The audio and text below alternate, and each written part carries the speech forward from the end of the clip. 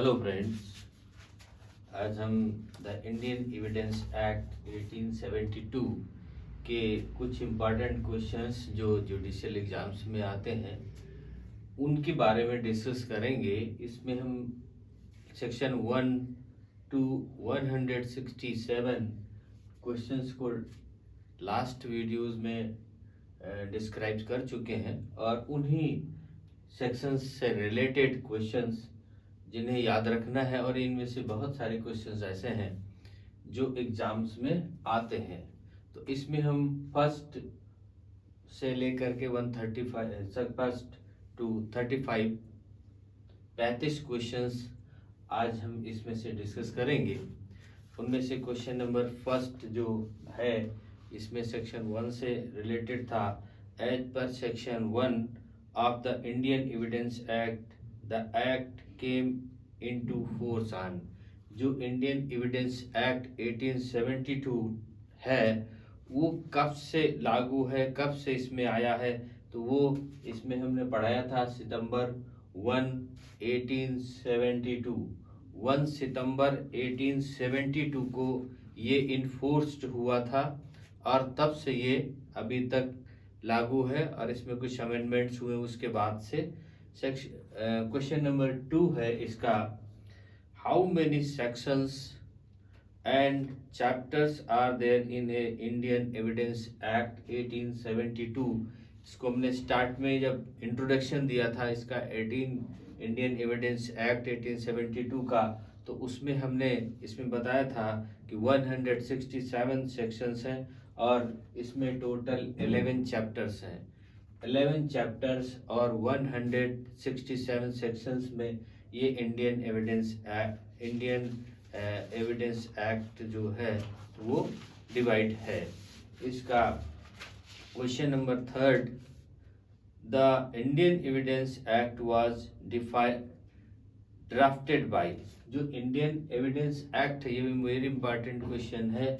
Indian evidence act को draft किसने किया, तो उसमें सर जेम्स एफ स्टीफन, इन्होंने इस इंडियन एविडेंस एक्ट को ड्राफ्ट किया था।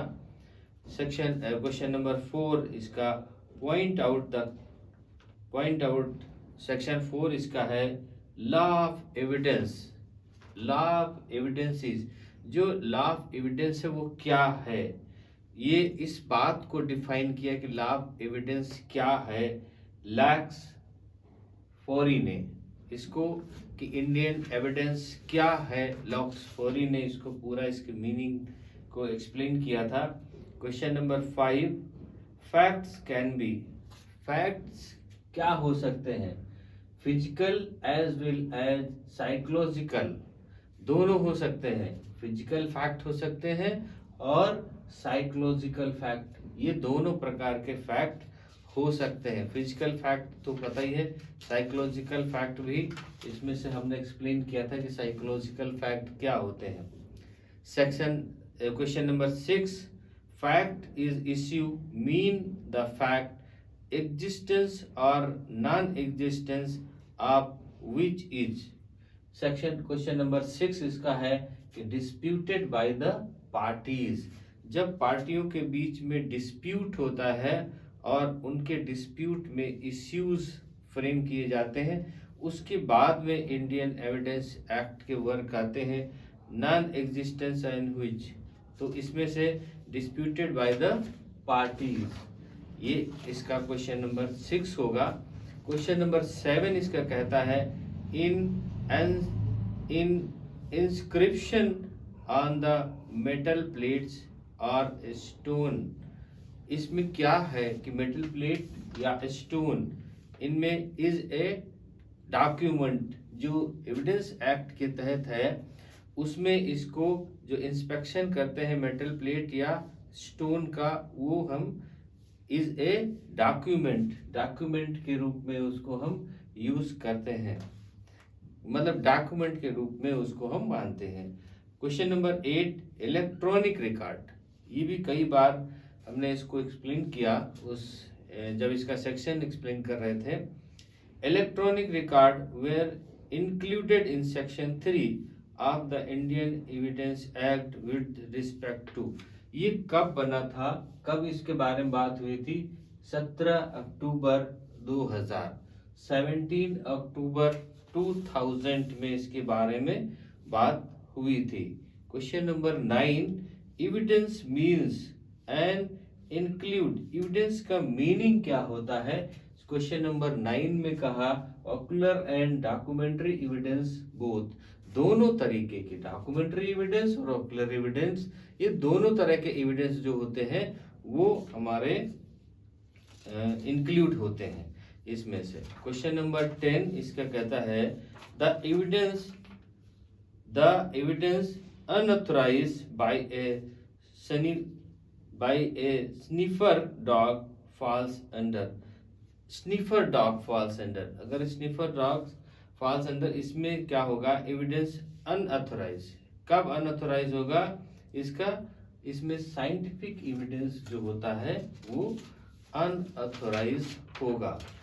Question number 11, the effective can given to the court is the, इसमें क्वेश्चन नंबर 11 है the evidence given in the court is, जब कोर्ट में हम कोई एविडेंस देते हैं, जब कोर्ट में कोई एविडेंस के रूप में हम एफिडेविट दे देते हैं तो वो एडमिसिबल नहीं होता। उसमें हमको जब तक कि उसका स्टेटमेंट रिकॉर्ड नहीं किया जाता वो हमको, नहीं तो इसमें क्या आएगा? नॉट एन एविडेंस, वो केवल एफिडेविट देने से एविडेंस जो है, जो एफिडेविट दिया जा रहा है वो नहीं होगा। क्वेश्चन नंबर 12 इसका a fact is said to be non proved, कोई भी फैक्ट नॉन प्रूव्ड कब कहा जाएगा? When it is neither proved nor disproved, जब वो ना तो प्रूव किया गया और ना ही वो डिसप्रूव किया गया, तब वो हमारा नॉट प्रूव्ड कहा जाएगा, तब वो हमारा नॉट प्रूव्ड कहा जाएगा। अब इसका क्वेश्चन नंबर 13 आता है। क्वेश्चन नंबर 13 है व्हाट इज शैल प्रेज्यूम, शैल प्रेज्यूम के बारे में बात करते हैं। इसमें दो चीजें हम जब इसके सेक्शन डिस्कस कर रहे थे, दो चीजें बताया था। Shall presume, what is shall presume is regard to a fact. Section question number 13 है court shall presume that fact is proved unless it is disproved. Court क्या कहेगा कि वो जो फैक्ट है जब तक उसको डिसप्रूव नहीं किया जाता, जब तक कि कोई भी तथ्य कह दिया जाए तो वो माना जाएगा, एविडेंस ऐसे माना जाएगा जब तक कि उसको कोई डिसप्रूव ना कर दे, जब तक कि कोई उसको डिसप्रूव ना कर दे तब तक वो एज ए प्रूफ माना जाएगा।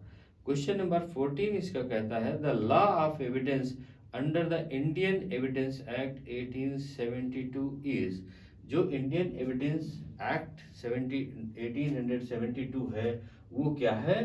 प्रोसीडरल लॉ है। ये प्रोसीडरल लॉ है, प्रोसेस है इसके, प्रोसीडरल लॉ ये कहलाता है। Question number 15 only such facts are made relevant by the evidence act as are encompassed by, ये क्या होगा? Section 5 to section 15 of the evidence act. ये हमने सेक्शन चैप्टर नंबर 7 की बात करी थी कि सेकंड चैप्टर में इसके बारे में बात है। सेकंड चैप्टर जो टोटल सेकंड चैप्टर है क्वेश्चन नंबर 5 सेक्शन 5 टू 55 उसमें ये डिस्कस है। क्वेश्चन नंबर 16 इसका कहता है under the law of evidence act the relevant fact, जो under the law of evidence, evidence के लॉ में द रिलेवेंट फैक्ट, सबसे रिलेवेंट फैक्ट क्या होता है? Must be a legally relevant, जो लीगली होगा वही रिलेवेंट होगा। क्या है? जो लीगली होगा एविडेंस एक्ट में वही रिलेवेंट होगा, अदरवाइज वो अनरिलेवेंट हो जाएगा। क्वेश्चन नंबर 17 इसका under Indian evidence act evidence में be given in respect of, जो एविडेंस है वो किसके रिस्पेक्ट में दिया जाएगा? Fact in issue and relevant fact, जो इश्यूज में फैक्ट होंगे उन और या रिलेवेंट फैक्ट होंगे वो उनमें से एविडेंस उसके दिए जाएंगे और वो प्रूफ होगा। क्वेश्चन नंबर 18 इसका कहता है under question number 18 the Indian evidence act the doctrine of res justice has been dealt with. ये किसमें कहा गया था, इसका हमने पढ़ाया था, इसके सेक्शन में डिस्कस किए थे सेक्शन 6 में कि इसमें रेस जस्टिस इसमें सेक्शन नंबर 6 में ये आया था। सेक्शन नंबर 6 में इसको हम लोगों ने डिस्कस किया था। क्वेश्चन नंबर 19 इसका कहता है under Indian evidence act 1872 the rules of, अभी हमने जिसमें डिस्कस किया रेस गैस्ट्रिक इज एप्लीकेबल, ये किसमें एप्लीकेबल है। अभी ये जो लॉ हमने बताया ये किसमें एप्लीकेबल होता है, किस सेक्शन में या क्या किस चीज में अवेलेबल होता है, civil as well as criminal law. ये सिविल में भी लागू होता है और जैसे कि क्रिमिनल लॉ में भी लागू होता है, दोनों में ये लागू है। इसके question number 20 to what facts of the rules of relevancy has been discussed under section 8 of the Indian Evidence Act। Under section 8 of the evidence act, इसमें से under section 8 of the evidence act में क्या क्या चीजें हैं, इसमें motive है, motive हो और preparation, previous as subsequent conduct, ये तीन चीजें उसमें मस्ट हैं। सेक्शन इसके लिए तीन चीजें मस्ट है सेक्शन 8 के लिए, मोटिव, प्रिपरेशन और प्रीवियस एज सब्सिक्वेंट कंडक्ट। ये तीन चीजें हमने तीनों चीजें इसको सेक्शन में सेक्शन 8 में डिस्कस करी की थी कि सेक्शन 8 में इसके क्या क्या चीजें हो सकती हैं, इसके बारे में पूरा डिस्कशन इसमें हमने किया था। अब इसके बाद section 21 identification of the accused person is related to, जो आइडेंटिफिकेशन है वो एविडेंस एक्ट के किस सेक्शन में कहा गया था आइडेंटिफिकेशन करा सकते हैं, सेक्शन 9 में।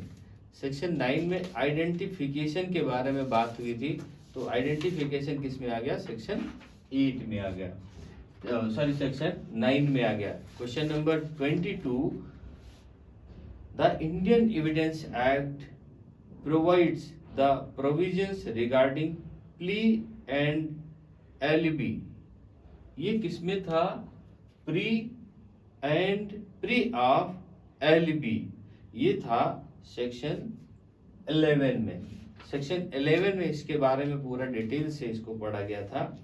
Question number 23 the question is whether a, इसको थोड़ा क्लियर कर ले क्वेश्चन नंबर 23 को, the question is whether a committed a crime at Calcutta, इसके बारे में बताया था हमने कि कोई भी कलकत्ता में कोई क्राइम करता है ऑन द सर्टेन डे, एक निश्चित दिन पे, the fact that on the day A was at Lahore is relevant, और उस दिन वो कहां पर था, लाहौर में था, तो वो रिलेवेंट होगा या नहीं रिलेवेंट होगा, as it makes the existence of fact is issue highly improbable.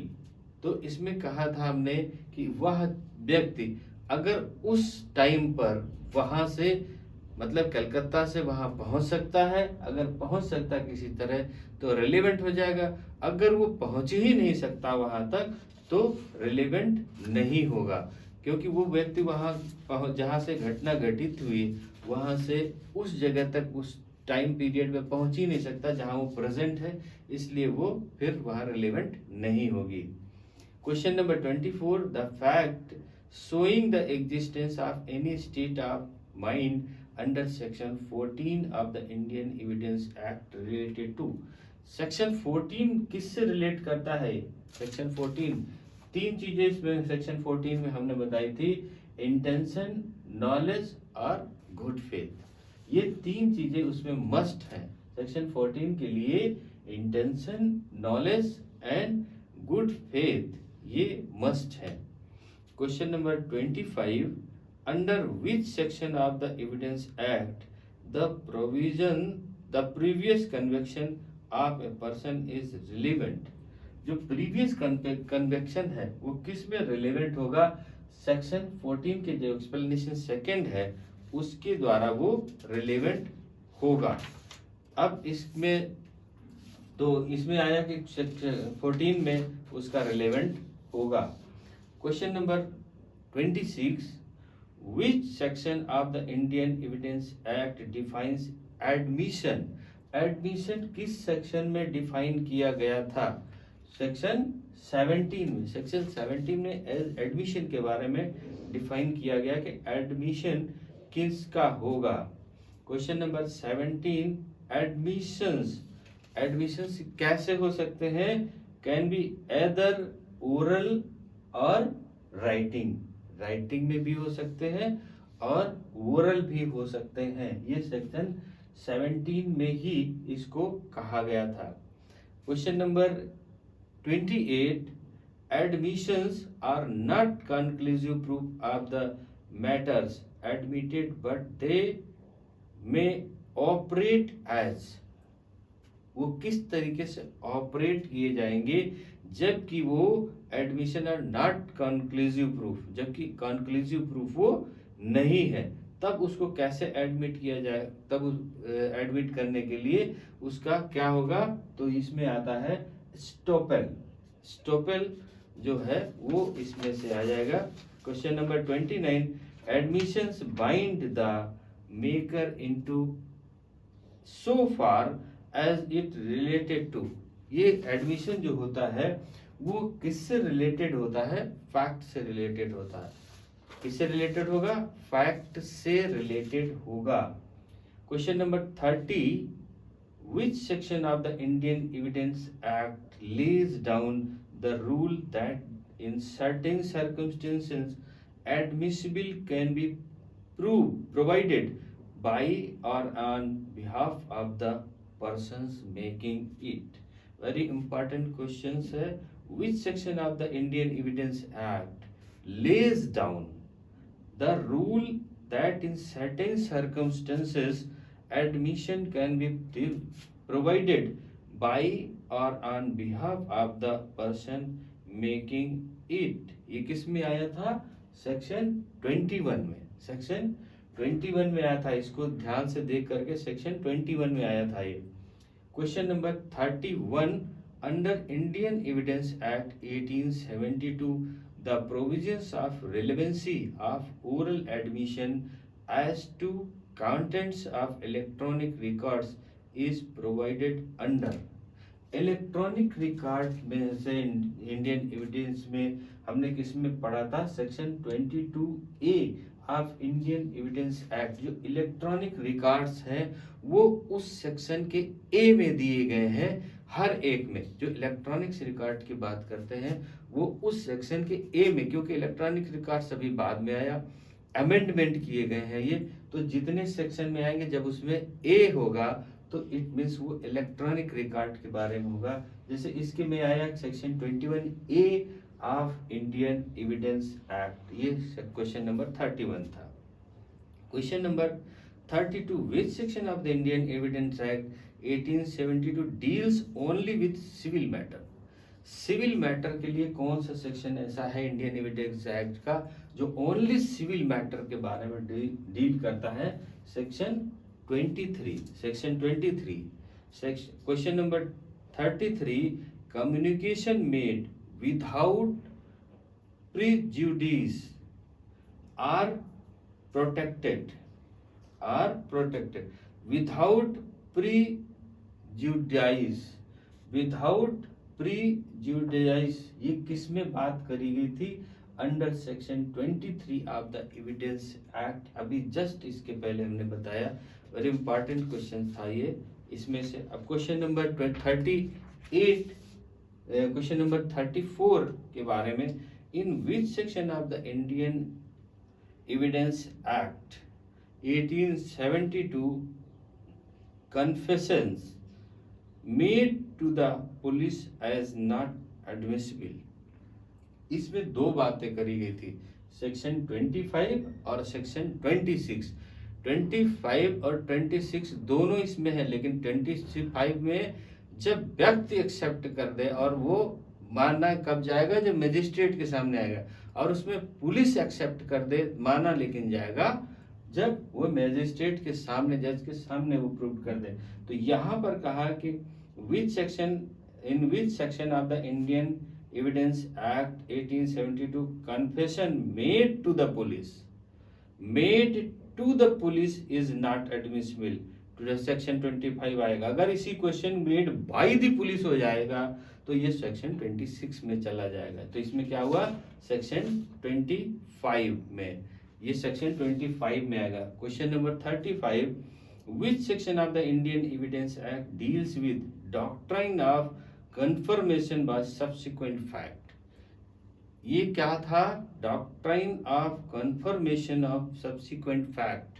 ये सेक्शन 27 में हम लोगों ने इसको पढ़ा था, doctrine of confirmation of subsequent fact. ये सेक्शन 27 में हम लोगों ने इसको पढ़ा था। तो अभी ये कुछ इंपॉर्टेंट क्वेश्चंस थे, क्वेश्चन 1 से क्वेश्चन 35 तक, इसके बारे में हम लोगों ने डिस्कस किया, और ये उम्मीद है कि अगर इन्हें आप एक दो बार याद सुनेंगे तो याद हो जाएंगे। इसके बाद नेक्स्ट पार्ट में अभी हम और कुछ इसके इंपॉर्टेंट क्वेश्चन डिस्कस करेंगे, उसके बाद हम नेक्स्ट एक्ट स्टार्ट करेंगे। ओके, थैंक यू, जय हिंद।